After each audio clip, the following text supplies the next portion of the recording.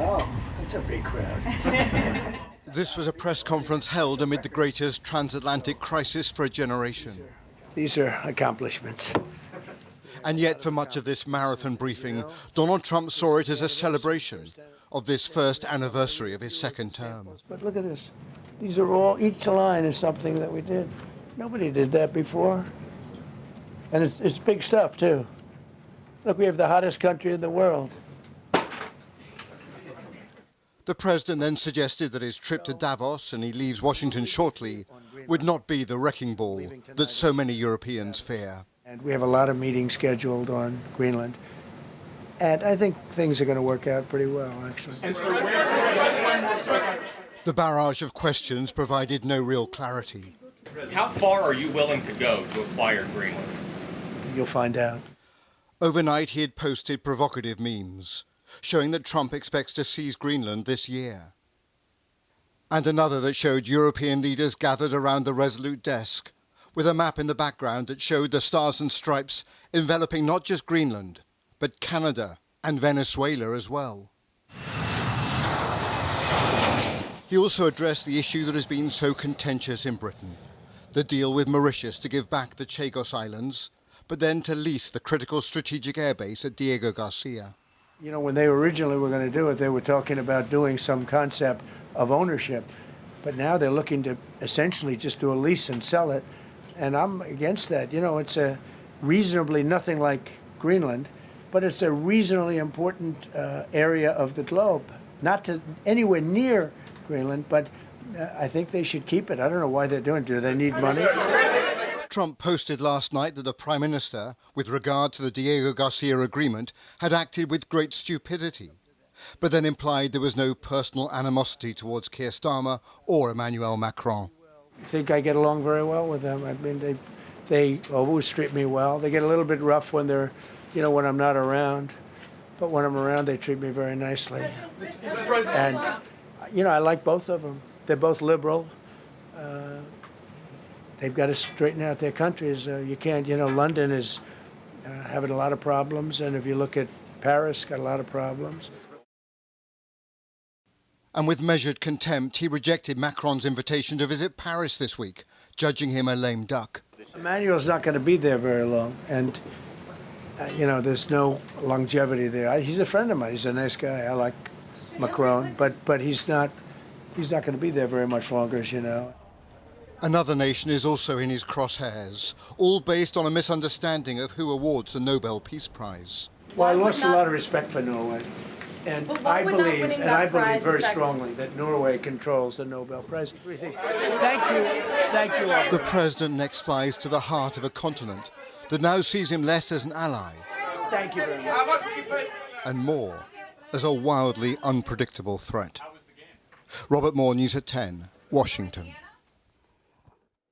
Well, Dan was in the briefing room for the 100 or so minutes the president spoke for. Evening to you, Dan. This was another extraordinary display from Donald Trump, which I'm sure his European allies will have been watching with some trepidation, no doubt.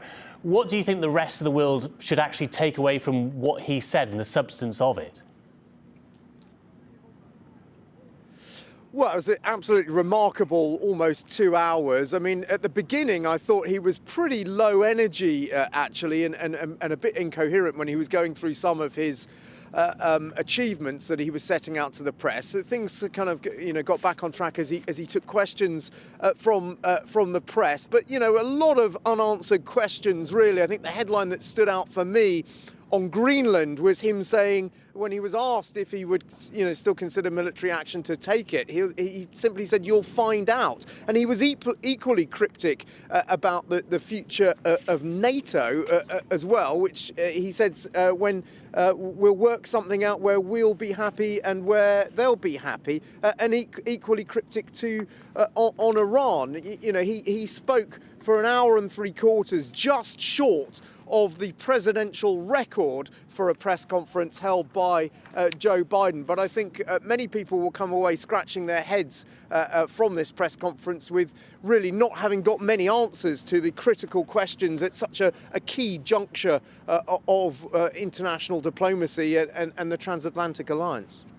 Indeed. Dan in Washington, thank you very much.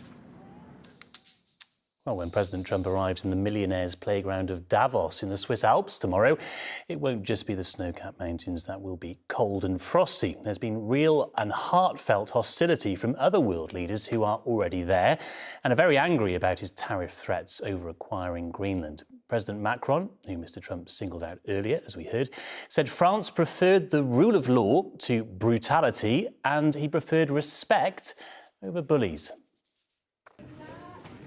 Today was the day Europe fought back. The President of France arrived looking a little like an action hero, but the shades disguise a puffy eye, and the American jibe is the EU is all talk. Emmanuel Macron warned we're shifting towards a world without rules. Where international law is trampled underfoot, and where the only law that seems to matter is that of the strongest, and imperial ambitions are resurfacing. Macron said the US threat of tariffs is fundamentally unacceptable, but he didn't talk of retaliation. President Trump thinks Europe is weak, Mr. President. Is he right? The President of the European Commission didn't come out swinging punches either, but her language was firm and she urged Trump not to pursue his threat of tariffs. So our response will be unflinching, united and proportional. What would your advice be? I mean, it's no advice, common sense. Why don't folks do what they say publicly, what they're saying in private? Why don't they just simply do what they know is right? This is not diplomacy, this is stupidity. The UK is taking a softer approach than the EU. The Chancellor made her case to Trump's Commerce Secretary this afternoon. For all of your strengths, we do also need to think how we can preserve some of the things that the US has benefited from in the NATO alliance and the Western alliance. It is said that President Trump rather likes and admires shows of strength. What will happen if Europe does decide to respond with tariffs?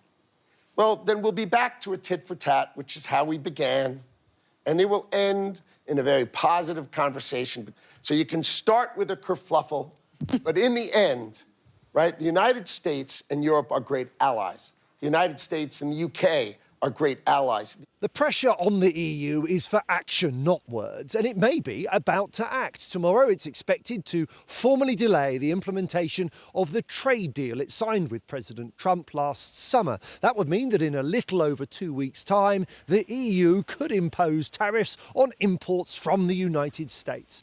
The scene is set for Donald Trump's arrival. Joel Hills, News at 10 in Davos. Well, Robert joins me now to digest all of this, as you can see. Robert, the day began with Donald Trump humiliating really Keir Starmer, I thought, and then ending with some pretty harsh words for Emmanuel Macron as well. How tenuous, how fragile do you think the Western alliance is tonight ahead of these further talks in Davos tomorrow when they see him? Well, I mean, up until maybe today, we defined the Western alliance as America with its European allies and Japan and Canada and Australia.